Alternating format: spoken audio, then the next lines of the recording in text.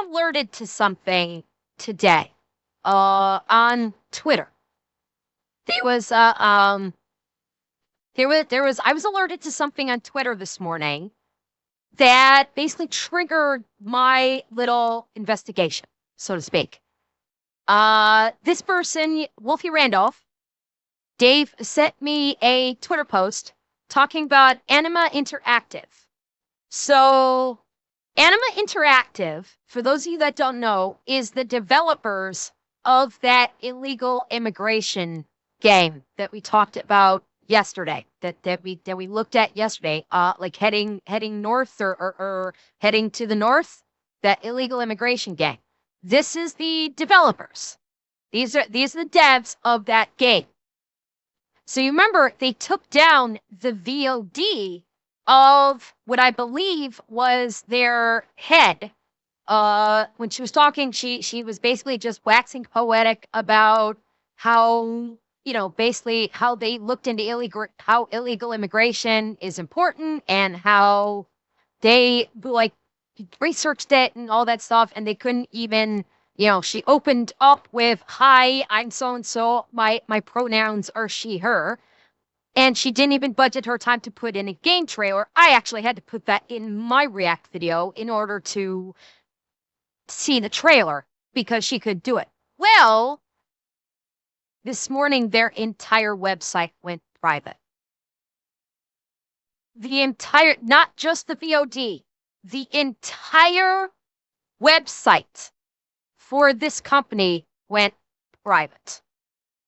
In 24 hours, it went poof, because I actually checked this site yesterday to see if there was, if I could find the VOD, just in case, and it completely went poof. The whole site just went private. So they are hiding. They're at 100% hiding. And when you are a video game developer and you get criticized for your game, you don't go private like this. You don't make your entire website private if you don't have something to hide or if you're not scared. Now, this begs the question, what is going on behind the scenes of this company and who is in charge of the company? Well, that would be this person, Karla Reyes. Karla Reyes is basically the head of this little group of Anima-Interactive.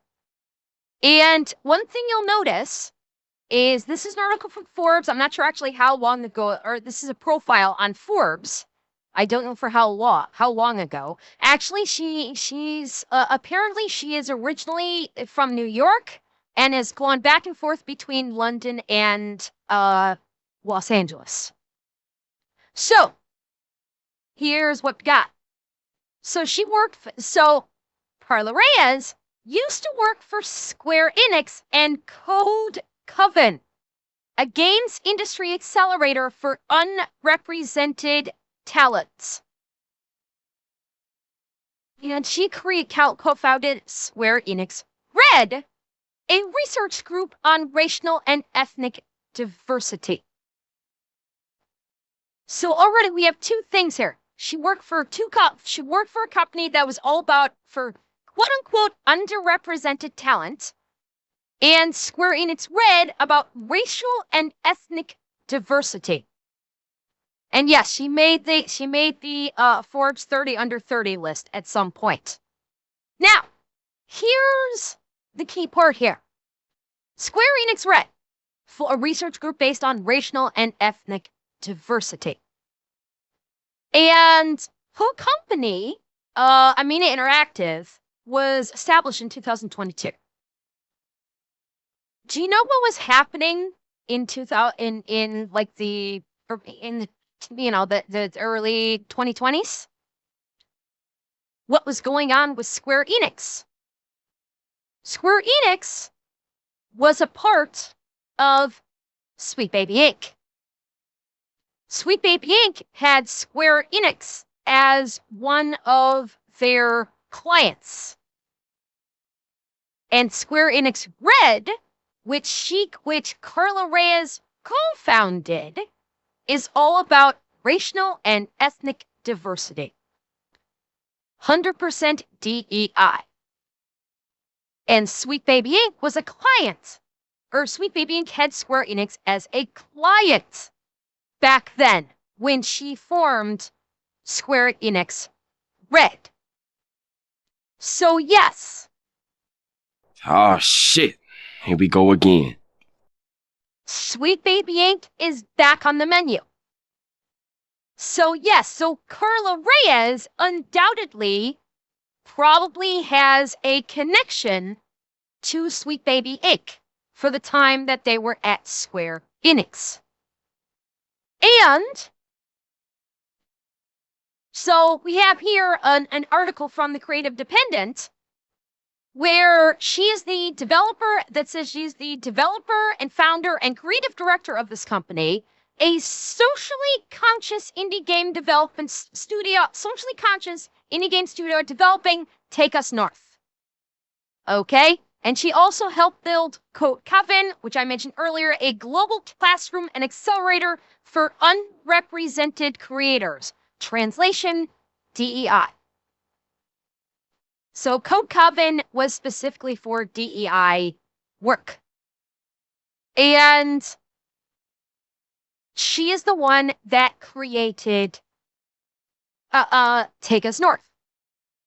So what are the chances that she is working hand in hand with Sweet Baby Inc.? Now, I haven't seen anything from Sweet Baby Inc. saying that they're working with Anima Interactive, but given that she worked with them back during her time with Square Enix, and considering this game is right up her alley, or right up Sweet Baby Inc.'s alley, I'd say there's a pretty good chance that Sweet Baby Inc. is involved in this project, Take Us North. There's a pretty good chance they are in support of it, or they're trying to help in some way with Take Us North. I would not be at all surprised to find out that Sweet Baby Inc. was involved in those interviews that Karla Reyes was talking about during her presentation, saying that they interviewed migrants. That would not surprise me at all. And okay, let me find, where is it? Here it is. Actually, this may or may not be it. Let's see. So, there's something that she said. I have to find where it is. She said something. Here it is. Let me find it. Okay, so this was an interview with the Creative Independent. And she is cited as, this is going further into basically her method, her motives. Her motives for creating this game. Number one, here's her history. I settled on Write What You Know, and migration is something that has always interested me as a first-generation immigrant here in the U.S. Okay, so this author, Asia Pirto, can't use proper punctuation. Or no, actually, no, that's correct. Okay, that's the weirdest way that they're putting it. My father's from Guatemala, my mother's from the Philippines, and my father actually made the border crossing. Soft language. She's saying that her father illegally immigrated to the U.S. and softening the language with just calling it made the border crossing. We're going to be hearing this right now. We're going to be hearing this more now with illegal immigration, where they don't say that, where especially in sanctuary cities, they're not going to say illegal immigrants. They're not going to say migrants. They might not even say refugees. They're going to basically say, instead of saying they illegally crossed the border, they're going to say made the border crossing, or the border crossing journey, or something like that. They're going to be deliberately trying to soften the language on how they describe illegal immigration. So we're going to be seeing a lot, and she's also saying a lot of her family also crossed illegally. And by the way, there's no statement in here about he had refugee status. There's nothing in her statement here that says that her families were refugees or they came and achieved refugee status. They literally just, her father at the very least crossed the border illegally. So her father is an illegal immigrant. And then she goes on to cite, correct, she's an anchor baby. And then she goes on to cite what her inspiration is for making games, for the games that she wants to make. First one is called Bury Me, My Love, which, for those of you who are not familiar with this is a game on Steam that is about Syrian refugees. And it is basically a game that takes place entirely through text messaging, a text messaging adventure game about Syrian refugees. Sounds rather familiar, isn't it? About a game about refugees. And then her second one that she was that gave her inspiration was Karla Reyes, which again is another migrant game. This is again another game about migrants and potentially illegal migrants. Yeah, going basically crossing borders, yeah, meeting and interviewing many Mexican and Central immigrants and refugees. And during their journeys across the border, see, this is the language that I'm talking about right here. They were talking to them about their journeys across the border, not using the words that they illegally crossed the border, their journeys across the border. So they're using that incredibly soft language to try and remove the illegalities out of it. And this is what inspired Karla to create her game about illegal immigration, very possibly backed by SBI. And there was something, I saw it briefly in here. I could not locate it afterwards, but she actually also did her presentation of this game in the UK. Which, here we go. Because it's a culture that's so far removed people in the UK, so she presented this game in the UK. And by the way, this interview in question was last month. This interview was on July 8th. The UK was already kind of in full swing with their problems regarding migrants in the UK, and she basically spoke to people in the UK about this, trying to paint it as a positive. Don't you feel so horrible for the migrants that we should all let into the country? So she's doing this not only in the US, but in the UK. Apparently, according to her own profiles, she goes back and forth between Los Angeles and the UK, and she's based out of New York. Now, here's the thing, is I don't know when this occurred, but she's also running and hiding. Number one, she deleted her Twitter account. This was her Twitter account. I have no idea when it was deleted, but she has flat out deleted her Twitter account. She has also privated her Instagram account. So her Instagram account has gone private. The only social media account she saw as active is Blue Sky. For the moment, Blue Sky is still active, and all of her posts, retweets, are getting next to no traffic. We looked at this yesterday. She's mostly reposting Anima-Interactive. Most of her stuff is getting next to no traffic. Apparently, she actually showed up at the San Diego Comic-Con No idea how that went. So this is the only social media account that she is currently operating off of. Now, what about Anima-Interactive? Her baby, her company. Well, let's take a look at her company. So as a private company, no big shock there, has a grand total of 8 employees and was seeded by 2 investors. Two people/companies have invested to basically create this company of hers, Anima-Interactive. Okay? Now, if we look down here a little bit lower, we can see who invested her. Who are the investors? We have Interactive Ventures and Impellant Ventures. These 2 are venture capital that are the investors for her company.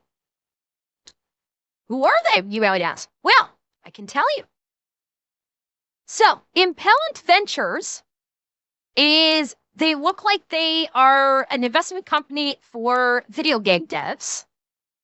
And looks like they're clearly trying to do the 8-bit aesthetic to chill with gamers, perhaps. Who knows? One thing struck out to me, though, when I was looking through their website, which is this right here.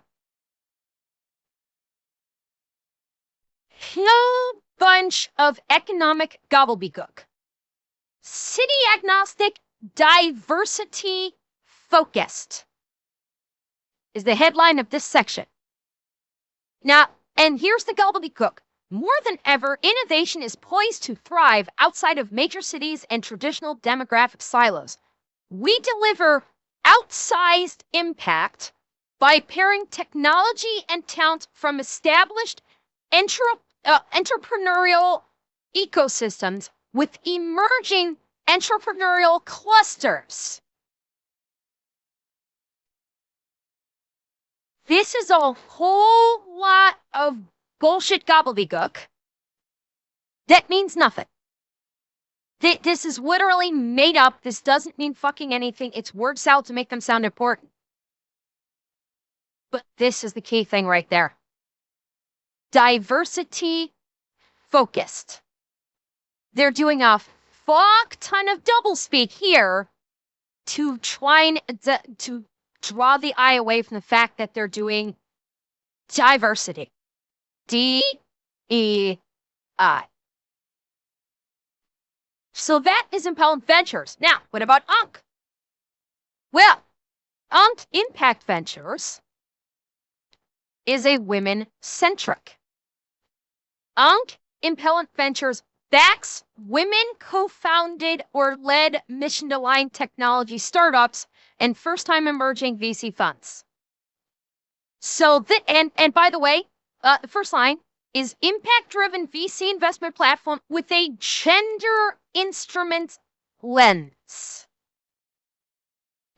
So you have 2 investment firms, UNC Impact and Impellant Ventures, both of whom are basically, from the looks on their websites, are DEI firms. One of them being openly women-only, women-centric, misandrist in nature. They've done 30 companies. All of them are 100% women-founded or led, with 4 academic partnerships and 3K plus business introductions. Okay, so that is who is funding this company. Karla Reyes' company, Anima-Interactive. So you have someone who is a DEI centric who led a DEI section of Square Enix in conjunction with Sweet Baby Inc. She undoubtedly worked hand in hand with Sweet Baby Inc. during her time at Square Enix Red, and very possibly is working with Sweet Baby Inc. now. It's just not being broadcast because Sweet Baby Inc., the reason why none of you have heard of anything happening with Sweet Baby Inc. lately is because they're probably trying to stay very far under the radar because their brand is toxic now. And any company that is known to have worked with Sweet Baby Inc., their product fails out of the gate. So Sweet Baby Inc. is probably trying to stay very low under the radar. It would not surprise me if Anima Interactive is now working hand in hand with Sweet Baby Inc. Because let's face it, this storyline is right up their alley. This is Dustborn all over again. And so that's what we're looking at. By the way, and this was something on Better Societies. She did a speaking engagement for Better Societies. And notice what the description is. She is the co-founder and studio director at Anima Interactive, a Forbes 30 Under 30 fellow, a World Economic Forum global shaper with diverse experience in media and gaming industries. She is dedicated to creating socially conscious interactive media with a positive cultural impact. And actually, I'm slightly in the way, so let me actually shift over here so you can see it. She is dedicated to creating socially conscious interactive media with a positive cultural impact. She's also involved in environmental and social impact initiatives in the entertainment sector. She's a driving force at Code Coven, the first global games industry accelerator, where she has raised substantial funding, established crucial partnerships, and co-created programs that promote diversity and inclusion in the gaming world. She is literally trying to facilitate social engineering. That is her intention, is to facilitate social engineering via DEI. That is what her intention is. So this thing has gone well beyond simply, oh, it's just a DEI game, and oh, Asmongold was mean to them, and so they basically privated the VOD. They took down the VOD of her presentation. It's gone a lot further because you don't private your entire website if you're not trying to hide something. Because there is a saying, any publicity, even bad publicity, is still good publicity. Because any publicity is good publicity. Even with Asmon ripping them a new one during her presentation, that should have, by all rights, any proper business person would know, okay, Asmon ripped us a new one, but that also means a lot of people are going to suddenly know about us and know about our game that's in development. If a big streamer like Asmon that has tens of thousands of followers and audience members talks about us even in a negative way, that would drive people to their site, that would drive people to be interested in their game. You don't private your site if you don't have something to hide when you should be expecting a big influx of people suddenly perhaps very interested in your game. You only private it. You only delete your Twitter profile. You only private your Instagram profile if you have something to hide. That's the only reason why they would do this. Because they're trying to hide something. Now, what that could be beyond what I just described as the fact that maybe they're trying to hide maybe Karla Reyes is trying to hide her connection with Sweet Baby Inc. Norm, if you're in business, harassment is part of the job. She was part of Square Enix. Square Enix took a shitload of harassment with half the stuff that they're doing, especially when it came out that Sweet Baby Inc. was involved with them. She knows the deal.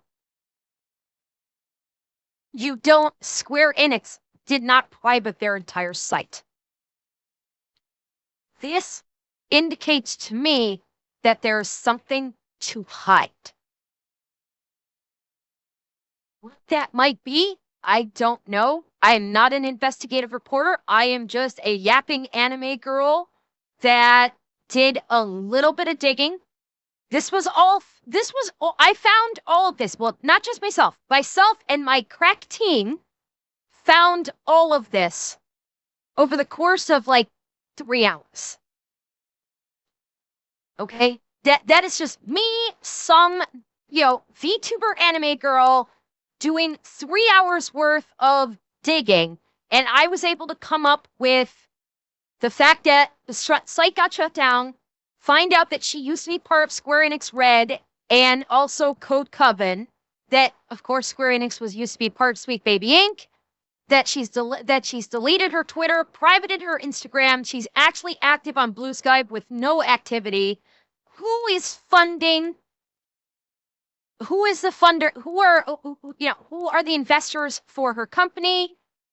What those investors, some things about the investors and what they are, who they are, what they stand for, and what it is that she is trying to affect. It took me all of maybe 3 hours to find this information.